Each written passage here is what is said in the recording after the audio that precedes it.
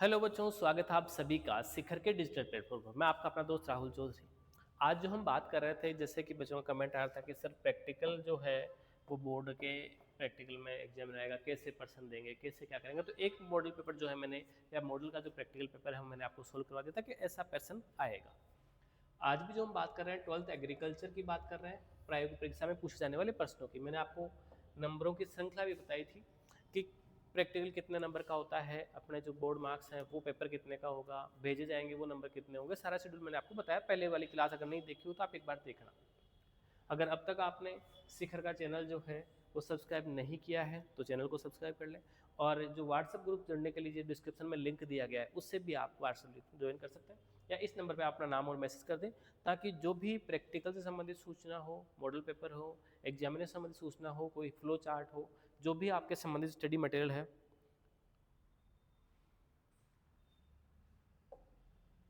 ठीक है, आपने अभी तक ऐप डाउनलोड नहीं किया है तो ऐप को डाउनलोड कर लें आप।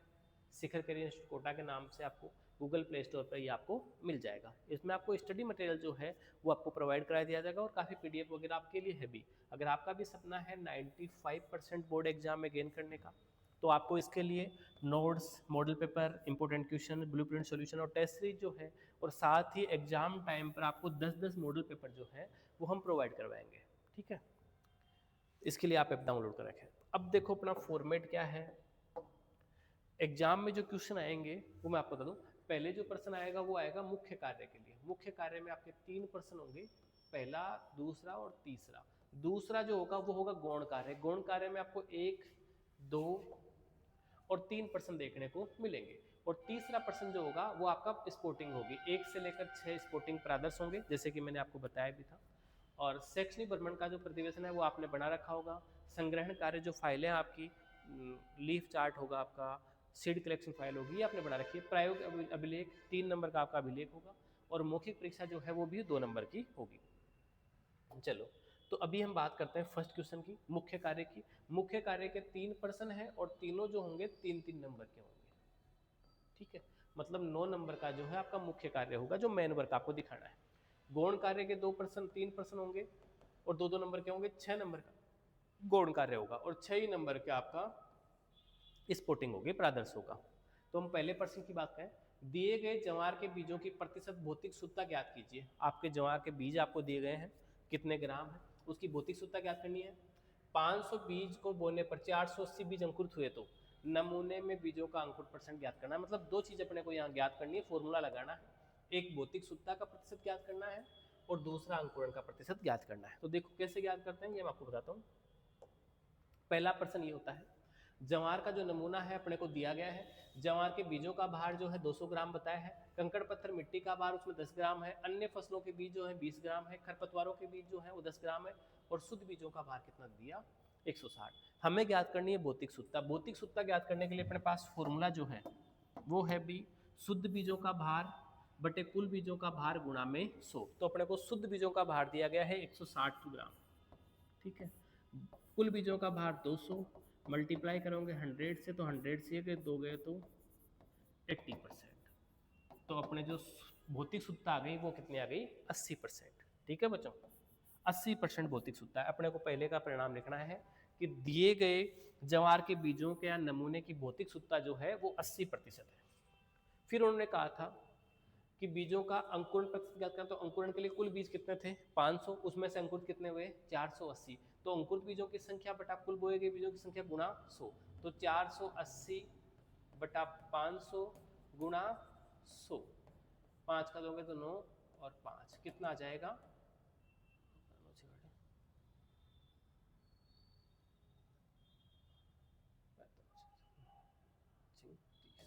96। तो कितना आ जाएगा, 96%।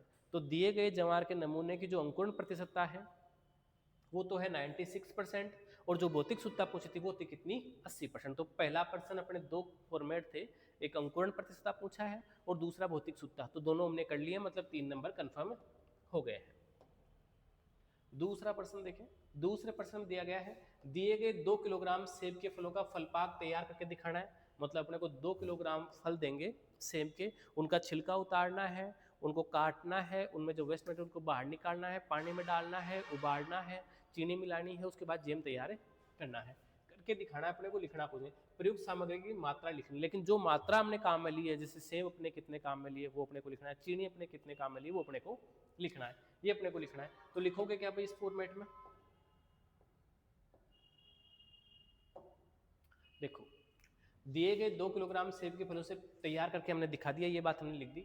इसमें फलों का गुद्दा जो निकला है वो 1 किलोग्राम, चीनी जो ली है हमने 0.75 से लेकर 1 किलोग्राम, साइट्रिक अम्ल जो अपने पास था 1 से लेकर 3 ग्राम था, और पानी जो लिया हमने 100 से 200 ग्राम पानी हमने काम में लिया। ये मटेरियल अपने को लिख के दिखाना है, छोटा सा सिंपल सा फॉर्मेट था। जेम बनाओगे उसमें थोड़ा टाइम लगेगा, लेकिन दिखाने में अपने को कुछ भी टाइम नहीं लगा। तीसरा देखो, एक किसान का पशु बीमार है, मैंने ये प्रश्न बताया था, ये डेफिनेट आएगा।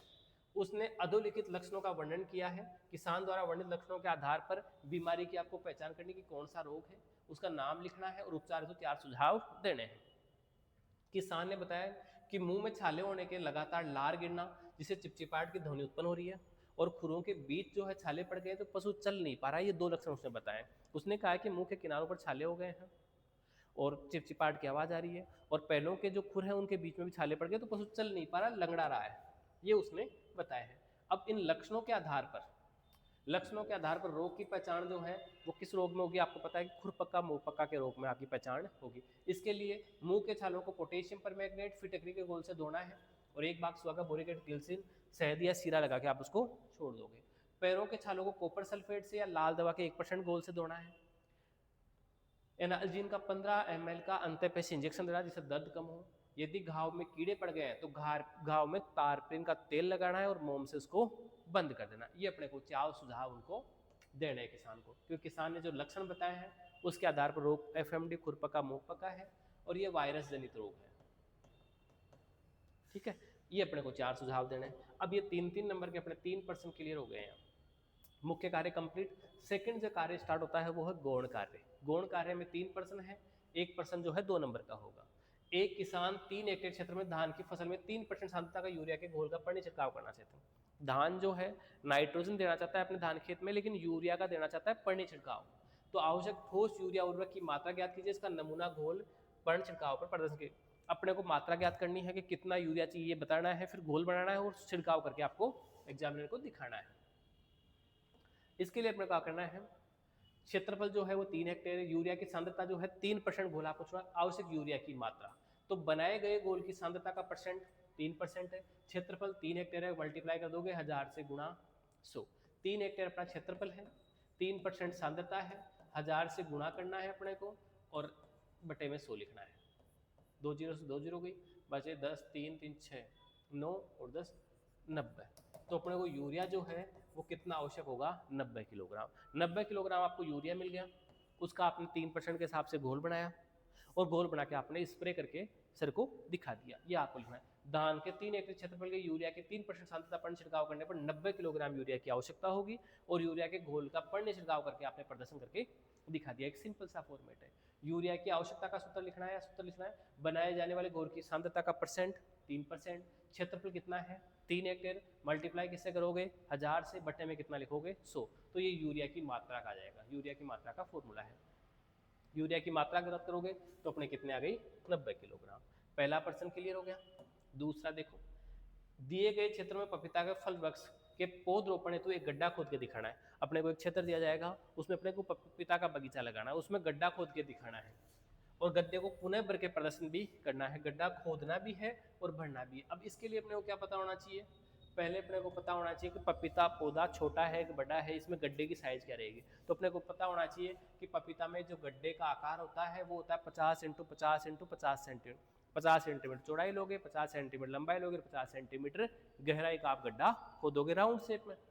गड्ढे में उपयुक्त क्रम में सामग्री भराई करके दिखानी है। भराई क्या करना है, आधी मिट्टी तो जो है गड्ढे वाली लेनी है अपने को, मिक्स करके आधी मिट्टी गड्ढे वाली ले ली और 10 से 15 किलोग्राम अपने FYM वर्मी कंपोस्ट जो भी आपने वो मिला दिया। उससे पहले हम ट्रीटेड कर देंगे कैलोरी पायरिपोज से, वो गड्ढे को भरेंगे, शाम के समय पौधा लगाएंगे, अवसर होंगे तो पौधा लगा के आप दिखा सकते हो। प्लांटर की सहायता से उपयुक्त पौधरोपण का प्रदर्शन करके भी आप दिखा सकते हो, जो भी आपको अच्छा लगे वो आप कर सकते हो। उसके बाद नेक्स्ट जो थर्ड पर्सन है गौण कार्य में, दी गई 6 किलोग्राम अमरूद के फलों की श्रेणीकरण करना है। एक सिंपल सा क्वेश्चन है कि अमरूद के परसेंट 6 किलोग्राम अपने को अमरूद दिए गए, उनका श्रेणीकरण करना है, प्रत्येक श्रेणी का भार लिखना है, श्रेणीकरण सामग्री को विक्रय हेतु बाजार में भेजने के लिए पैकिंग करके प्रदर्शन करना दिखाना है। अपने पास 6 किलो अमरूद हैं, उनको श्रेणीकरण करना है साइज के अकॉर्डिंग, छोटे बड़े और मध्यम आकार के आपको साइज में। ये लो, दिए गए फलों को निर्धारित सिद्धांत के अनुसार श्रेणीकरण करके दिखाना है, श्रेणियों के अनुसार फल। तो अमरूद के हैं 6 किलोग्राम अपने पास फल हैं, और 6 किलोग्राम अपने पास फल हैं। हम छाटेंगे तो 3 किलोग्राम बड़े आकार के हो गए, 2 किलोग्राम मध्यम आकार के और 1 किलो छोटे हैं, तो ये खराब श्रेणी के हो गए। ये 3 श्रेणी में अपने को बांट दिया, और जो अच्छे आकार के हैं उनको हमने पैकिंग कर दी और मार्केट में भेजने के लिए अपने तैयार कर दिया। ये अपना फॉर्मेट था, सिंपल सा क्वेश्चन, कोई ध्यान। अब अपने पास आता है थर्ड क्वेश्चन। तीसरा जो क्वेश्चन है वो है अपना 1 से 6 तक अपने को प्रादर्श दिए गए हैं, 6 स्पोर्टिंग अपने को अलग अलग टेबलों पर दिखाई देगी, एक एक बच्चा सीक्वेंस से आएगा, प्रत्येक का आपको पहचान करना है और एक उसके बारे में लाइन आपको लिखनी है। मैं आपको 6 स्पोर्ट दिखाता हूँ। देखो, पहला स्पोर्ट दिखाया मैंने आपको ये, दूसरा जो स्पोर्ट आपने दिखाया मैंने ये, और तीसरा जो है आपको मैंने दिखाया। 3 स्पोर्ट आपके सामने दिख रहे होंगे, ठीक है। एक में आपको मूंग दिख रहा है, एक में आपको डीएपी दिख रहा है, एक में आपको फावड़ा दिख रहा है, 3 स्पोर्ट आपको दिख रहे हैं। आगे दिखाता हूँ, एक में आपको सिरका दिख रहा है लिखा हुआ है, एक में आपको तेल दिख रहा है, अरंडी के जो बीज दिखे हुए हैं, और एक में आपको सीरीज दिख रही है। दिख रहा है आपको? देखो, अपने को स्पोर्टिंग के लिए टाइम बहुत कम मिलता है, मान लो 1 मिनट रेड के, तो अपने को लिखना है मूंग विग्ना रेडिएटा के बीज आपको दिखे गए थे, और ये खरीफ की दलहनी फसल है। या आप लिख दें कि इसके दानों में 24% क्या होता है, प्रोटीन होता है। या आप लिख दें कि इसके दाने में 1.3% क्या होती है, वसा होती है, ये हम कह सकते हैं। या ये कह दें कि ये खरवादी कहाँ होता है, तो एक सिंपल सी फॉर्मूला। दूसरा आपको स्पोर्ट दिखा था वो डीएपी दिखा था, तो लिखना है आपको दिया गया प्रादर्श जो है डीएपी उर्वरक का है, डायमोनियम फॉस्फेट का है, इसमें नाइट्रोजन का परसेंट 18% और फास्फोरस जो है 46% है। या आप लिख दें कि यह जल विलेय फास्फेटिक उर्वरक है, जल विलेय फास्फेटिक उर्वरक है, ये आपको लाइन लिखनी है। दोनों चीज़ समझ में आ गई। मूंग के बीजों के लिए आप लिखता है कि मूंग के बीज है, विग्ना रेडिएटा इसको कहते हैं, और इसमें प्रोटीन इतना होता है, वसा इतनी होती है, खरीफ वाली दलहन फसल है। डीएपी में लिखना डाइमोनियम फास्फेट का जो प्रादर्श दिया गया वो है, इसमें नाइट्रोजन 18% है, फास्फोरस 46% है।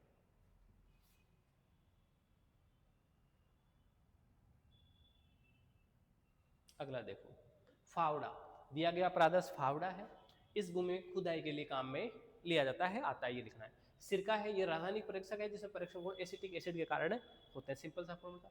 अरंडी का तेल, ये पशु के पेट को साफ करने के लिए दस्तावर के रूप में उपयोग किया जाता है। इंजेक्शन सुई, ये पिचकारी सिरिंज का पर फिट करने का इंजेक्शन लगाने के लिए काम में लिया जाता है, या इंजेक्शन लगाने के लिए काम में लिया जाता है। ये आपको प्रादर्श आपको दिखाना था, एक सिंपल सा फॉर्मेट था। 6 प्रादर्श मैंने आपको दिखाए हैं, ऐसे ही प्रादर्श जो है आपको एग्जाम में देखने को मिलेंगे। अरंडी का तेल कह दें अपन, मूंग कह दें, हो सकता है आपको यहाँ यूरिया मिल जाए, यूरिया नहीं आपको एमओपी म्यूरेट पोटास मिल जाए, हो सकता है कुदाल नहीं आपको और कोई यंत्र मिल जाए, रिपर मिल जाए, कोई मिल जाए, कटिंग मिल जाए, कोई सा भी मिल सकता है।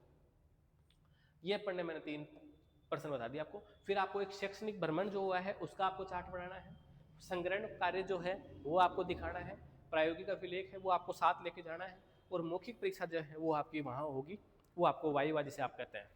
ये स्पोर्टिंग है आपकी, 6 स्पोर्ट दिखाए जाएंगे, 6 नंबर के होंगे। ऐसे कुल मिलाकर आपको लगभग 30 नंबर का मटेरियल जो मैंने आपको बता दिया है। अगर फिर भी हो सकता है ऐसा कैसा है पेपर आपको मिल जाए, हो सकता है कोई डिजिट चेंज हो जाए, ज़्यादा वेरिएशन नहीं आएगा। फिर भी आपका कोई प्रश्न होता है, डाउट होता है, तो आप इस नंबर पे आप संपर्क कर सकते हैं, मैं आपको जो भी जवाब होगा बेटा आपको उपलब्ध कर दूंगा। चलो ठीक है बेटा, आज के लिए इतना ही। जय हिंद, जय भारत साथी।